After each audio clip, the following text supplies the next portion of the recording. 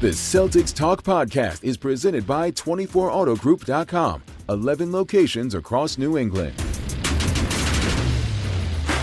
What's up, everybody? Celtics are back. So back. Well, it wasn't always the prettiest game, but they figured out how to get to the finish line. Stiff-arming Kevin Durant and the Phoenix Suns. 117-107, picking up their first win on this road trip, ending a two-game losing streak. Here's what we got coming up. Luke Kornet, one of the bench heroes in this game, goes one-on-one with Abby. We'll take you inside the locker room. You'll hear from Jayson Tatum and Al Horford. Let's start here. Celtics sort of needed one, right? Like, it's weird to say that a two-game losing streak is a lengthy losing streak, but it's been a week for the Celtics, from the highs of beating Golden State to the lows of all the consternation after the Cleveland and Golden State games.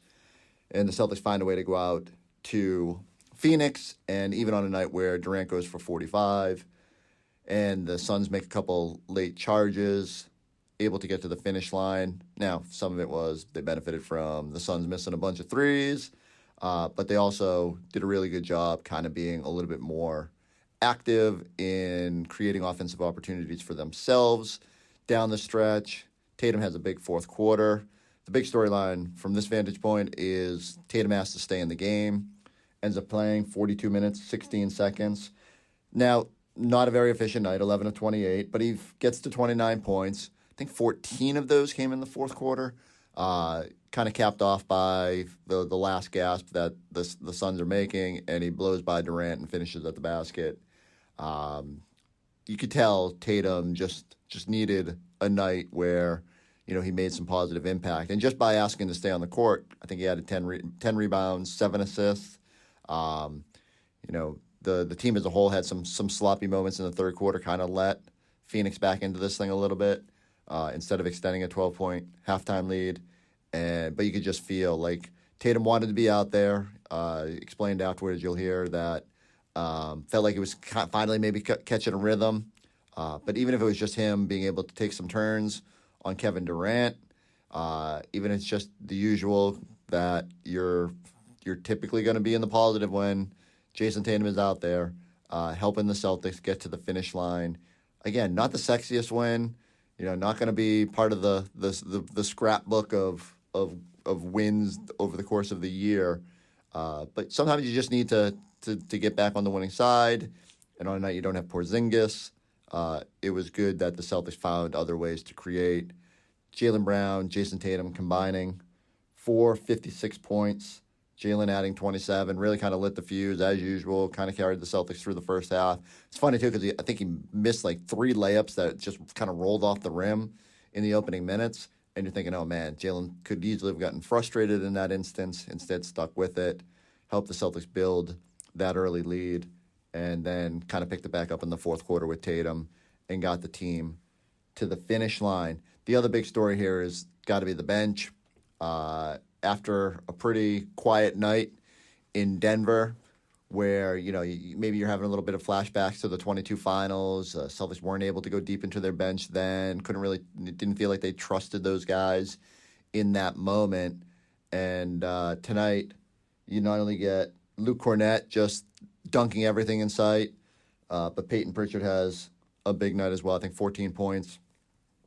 And both of them were kind of instrumental in turning the tide a little bit at the start of the game, giving them the Celtics a little jolt in the first quarter. Credit to Luke. I mean, think about this. So Luke goes from playing pretty steady minutes for a stretch before the trade deadline. He's had a couple Cato, when Luke was injured, comes in, shows well. People are like, oh, is Cato taking his minutes? Luke comes back and reminds everybody, hey, he's a pretty steady third big, plays his minutes. Celtics go out and add Xavier Tillman at the trade deadline, needs to rehab his knee a little bit, finally get out there. First game out of the All-Star break in Chicago, I think it was. Tillman plays. Everyone's like, ooh, this is an intriguing new guy, and undoubtedly so. But Luke comes back that next game against the Warriors, and it is a big reason for you giving you a jolt and getting you to to a pretty nice win. That wasn't the Golden State game. I'm trying to think what that next game was. But the fact of the matter is, Luke came in and gave you, even though he's been in the rotation or in the game, out of the game, DNP, even when the Celtics lean on Tillman or one of their other bigs, Luke has come back and been really great in stretches. So, to kind of bring it full circle, he doesn't play in Denver. Celtics go smaller with Tillman, trying to have that defensive versatility out there. But in a game like this where you kind of want to control the glass, Luke gets a longer opportunity, especially without Kristaps Porzingis out there. And he was fantastic. Like, even the Kornet contest was working. You'll hear him tell Abby how appropriate that a move that is also nicknamed the Eclipse was able to help take the light out of any three-pointers the Suns were putting up.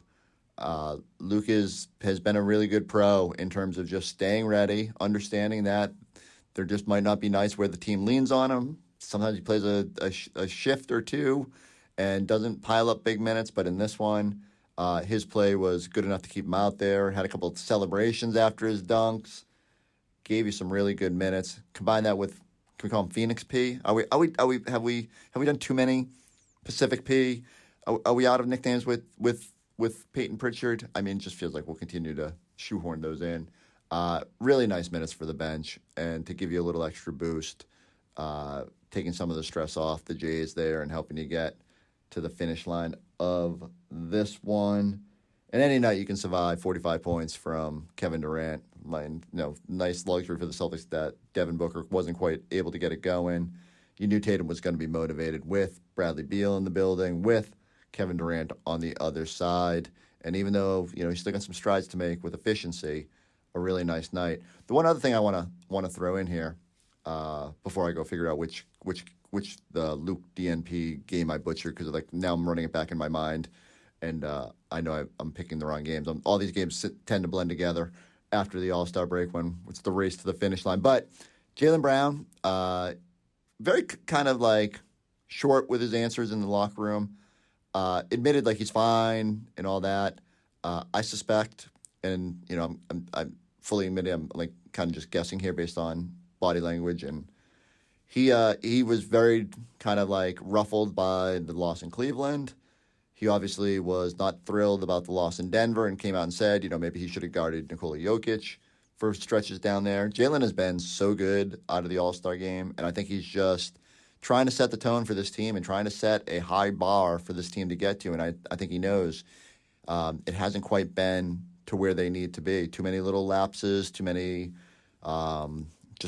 obviously the losses this week sort of changed how maybe the national perception of the Celtics. And so I just think Jaylen is focused on the task at hand, knows that this team needs to take it up a level in the quest for banner 18. And so that's just my from 2,000 miles away trying to prognosticate about what Jaylen's feeling. But I do think it seems like he's setting the tone with his play, and doesn't want to let his words get in the way here. But man, he's been so good, and he deserves a lot of credit. As much as we sit here and over obsess about Tatum's struggles in this week, man, Jaylen Brown's been really good, and a big reason why you're back in the win column. All right, let's get to more from our post-game show.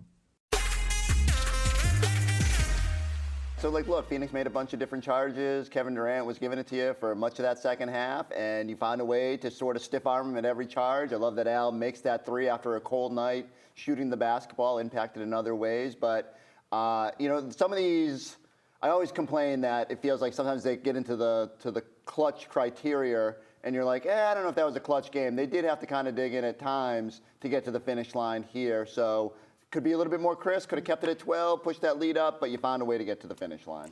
For me, I'm still sour about the Denver game, right? So, and I know we're supposed to move on, but Joe Mazzulla calling timeouts when he needed to. The Boston Celtics executing when they need to. So they clearly can do it. That's okay. So you had the flare screen dive to the Al Horford three. You had all the action to begin with. Then you had the Tatum isolation at the end of the play, not dribbling the ball down and waiting 16 seconds. So are are we expecting them to execute moving forward, or are we expecting them just to keep playing random or play ISO or walk the ball up the floor? So I like what I saw. It proves to me that either A, they're hearing it, or B, they're like, okay, we're not going to just let it up to chance. We need to control outcomes a lot better. I do believe in Joe Mazzulla. I do believe that he can do that. But today was a great example of what this team can be in a clutch. We don't have to call it clutch. In a tight game situation, they pushed all the right buttons like a championship team would. Let's take a closer look at the Celtics executing down the stretch, starting with that Al Horford 3 in the fourth quarter as this game wound down. Forsberg, what did you like about what you saw in the final moments of this game? Love Drew Holiday slipping this and just finding Al having the confidence to take that shot despite being cold for much of the night. But like Scal said, you got everyone's eyes are on Tatum. No, but see, that happened after 6 passes. That was against the clock. After they moved the ball, Tatum with a live dribble. That's a different animal than him dribbling the ball up the court, everyone keying in on him, and all of a sudden he goes to work. That was different. So that should be the formula. A little bit of action, and that is the benefit of having a guy that can get you a bucket. Because you can run all this action. The defense is a little bit hugged up. The clock is running down. Tatum is a beast. That's when you use your talent. And you saw the spacing on the floor.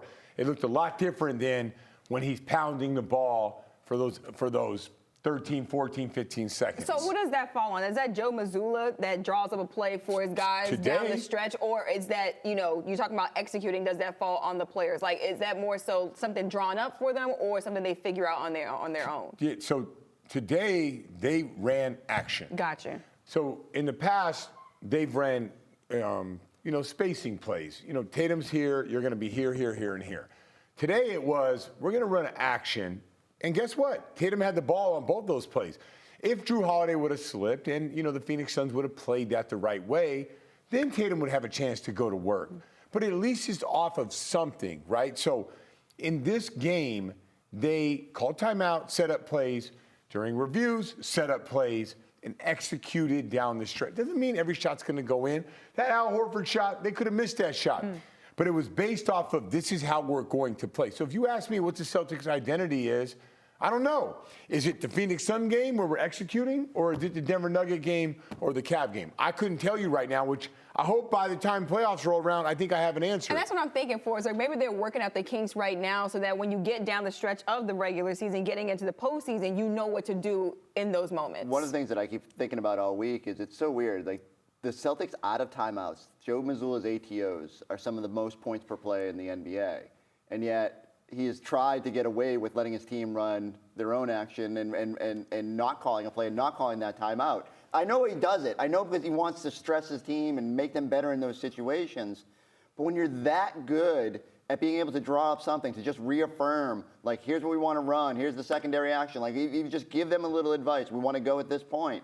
It feels like they execute so crisply. So maybe there's a balance there. Maybe they can learn a little bit from that Denver game, like where they need to be and how they need to run, and combine that with the just being too slow in Cleveland. Maybe they can learn from that. But I will be interested. Like, does this carry over to multiple games moving forward, or was this just a reaction to a bad week? Well, hopefully it does carry on to games moving forward. All right, let's switch gears and send it out to Abby Chin, who caught up with Luke Kornet after the win. Luke, congratulations. You guys bounced back after those 2 losses. What did the mindset have to be, and what did you like about the way you guys played? I think we just competed at a high level. I think we're pretty locked in, especially, just like executing offensively and trying to get great shots. And it's not always going to look a certain type of way, but I feel like we just kind of persevered through it. For you, the Kornet contest was a perfect 3 for 3, but you also got your 500th field goal and a career high 5 dunks. Yeah, even better. How are you able to use your size? Yeah, no. The eclipse was built for the sun. You know what I'm saying? So there's something there, obviously. Obviously. Yeah. Guys just found me. They were kind of playing up, and so just trying to get behind the defense, and got some great passes from guys, and career high 5 dunks. I don't know. I have nothing to say anymore. I think you said it all with the eclipse was made for the sun. Eclipse and the Suns. It was built for today. Hand in hand. Yeah. Offensively, though, what were you guys able to get back to and finding that execution? Yeah, I think we did a good job of just playing with a lot of pace and a lot of force. I feel like that was the biggest thing, especially in the first half. I feel like we just played very freely and with a lot of speed and very aggressive, and kind of just made the right reads from there. And I think we can kind of approach it with just that everyone aggressive, everyone able to make plays and stuff. Especially the first half, we're just a dangerous team, and playing with that energy is kind of contagious, and I think it carries over to defense as well. For you, and I know with Kristaps out, but did you know that you were going to get the big minutes tonight, and what was your plan coming in?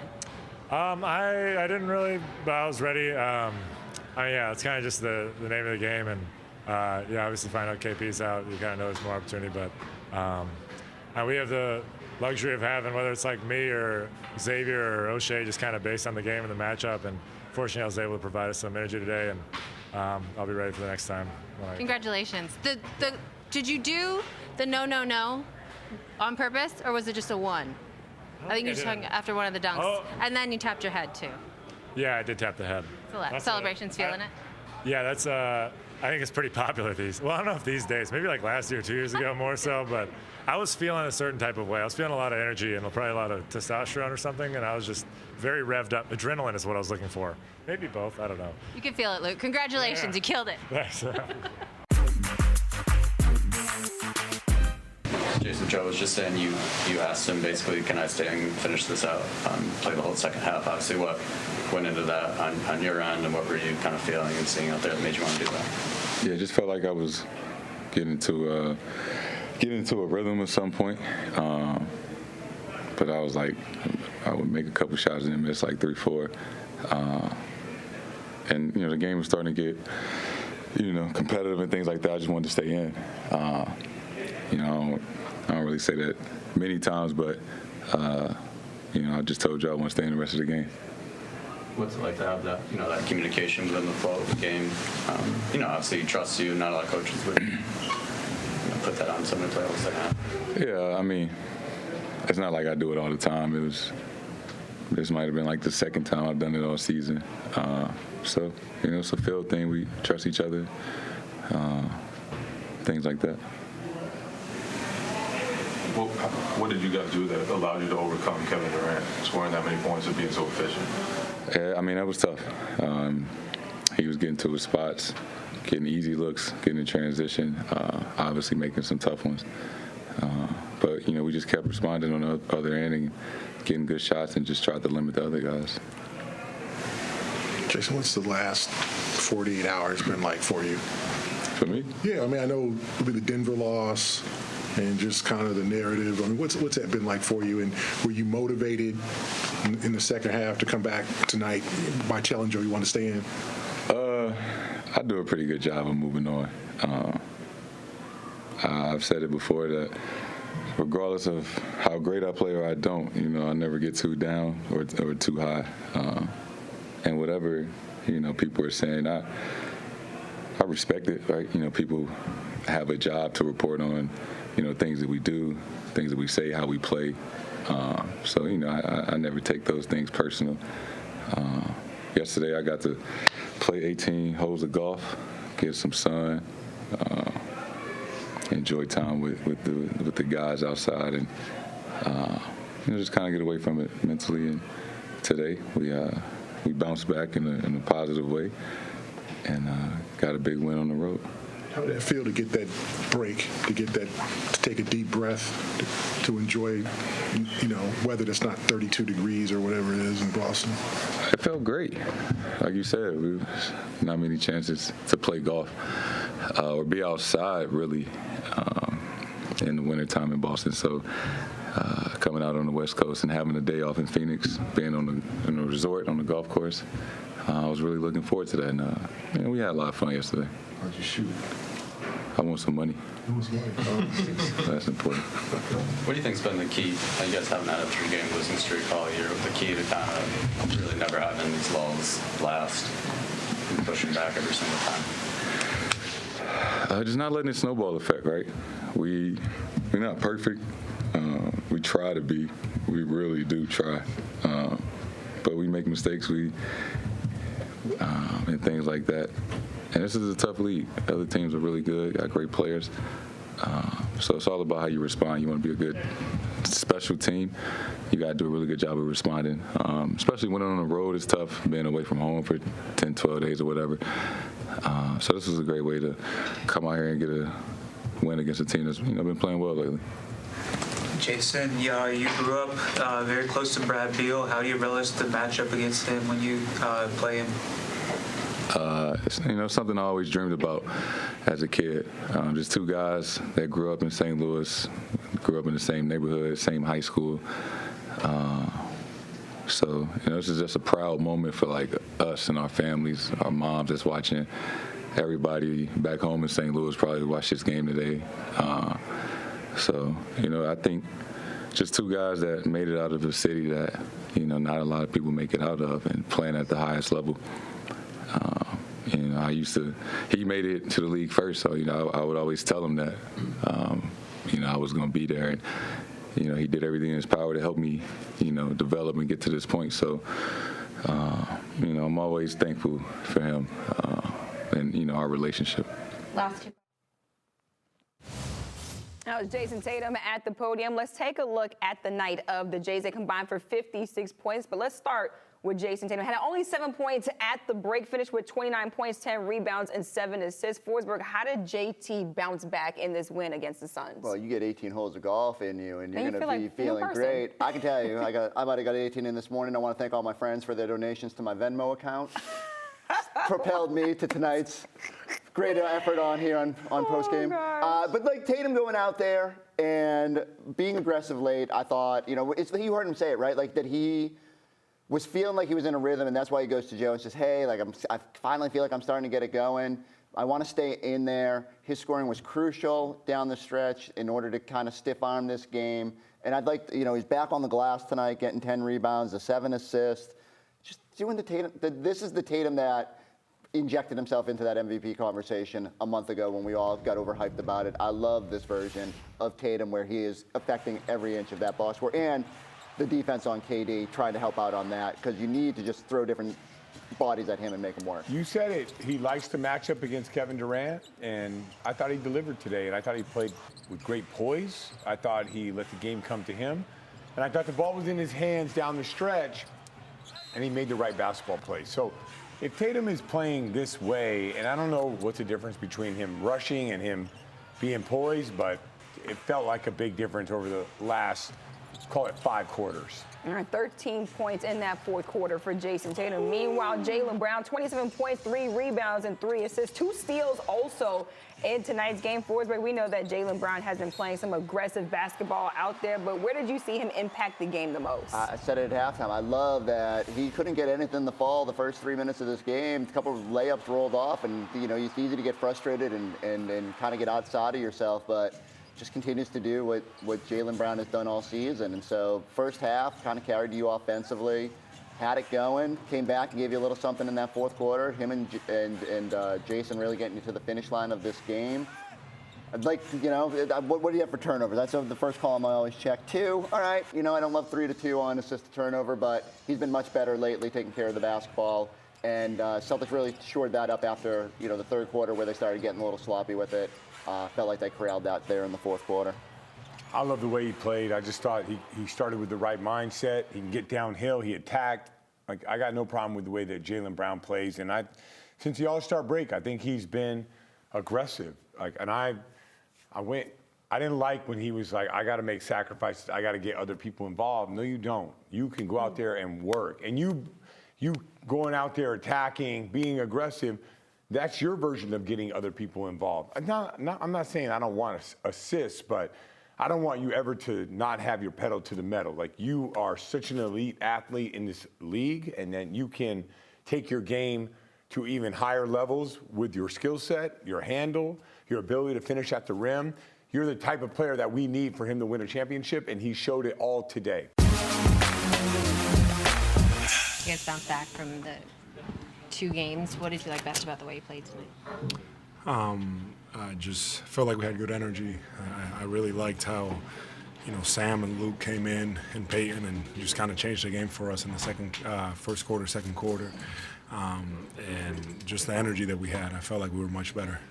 Will you take us through the big three that you hit late in the game? Just great play that Joe drawed up, and I feel like JT made the right pass to Drew, and then Drew found me in the corner. I took my time. I felt like I was rushing all night in my shots for whatever reason, and that one I just took my time and make sure that I knocked it down. Was there a sense of urgency for you guys tonight in this game? No question. Losing 2 in a row on the road, understanding that we needed to get a win, and we had to do what we had to do just to get this win, and we were able to do it. And seeing what you saw from your bench, particularly, Luke and Peyton, those guys coming through. It's great. It's great when those guys, when we're able to have guys like that be involved and contribute, and I think it just makes us that much better of a team, more dangerous. Peyton was playing very free out there, and Luke really had a big impact on the defensive end, but also offensively putting pressure on the rim. That was really good to see. You a fan of the Eclipse? That's what he calls it, the Kornet contest. Oh, whatever he's got to do.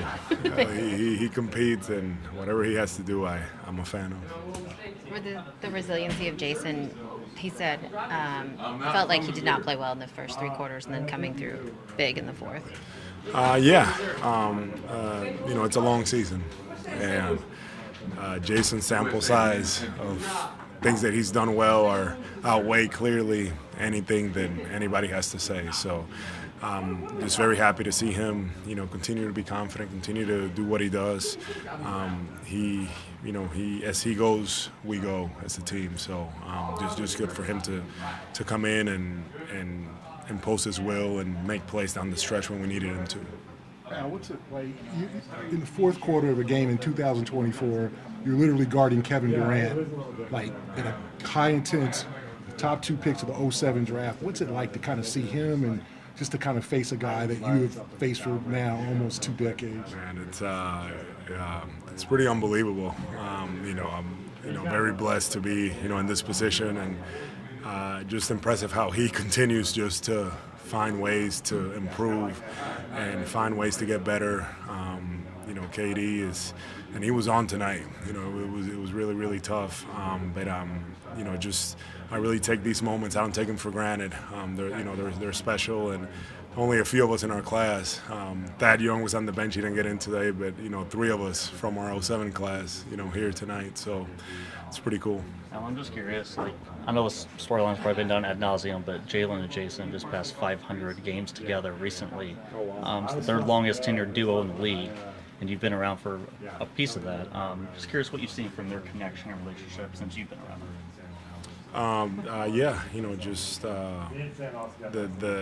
The maturity, the growth that I've seen them take year after year, and the challenges that they're embracing. They continue to do it, and they're still hungry. They're still trying to get better. They're still wanting to be challenged, and that's a good problem. When you have guys like that are leading your team, and that's their mindset, it's a good thing for us. Next up, Celtics are headed to Portland. 4th stop on this 5-game road trip. They play up there on Monday night, finish up in Utah on Tuesday, a back-to-back. I think I'm most interested to see exactly how they play it personnel-wise. Does Porzingis feel good enough to get out there for one of these 2 games? Can you rest Al on the other one? And as obviously they like to split those guys up on the back-to-back. Do you find a day of rest for someone else in this mix? Jayson Tatum was on the injury report leading up to this. I think it was just the ankle impingement. Played a lot of minutes. Do you try to buy him a day off in hopes that maybe some of your younger players can be inspired with a little extra run? My mind, especially in regards to Portland, starts going to Peyton Pritchard, going back to his neck of the woods. And is that an opportunity where do you rest Drew Holiday maybe?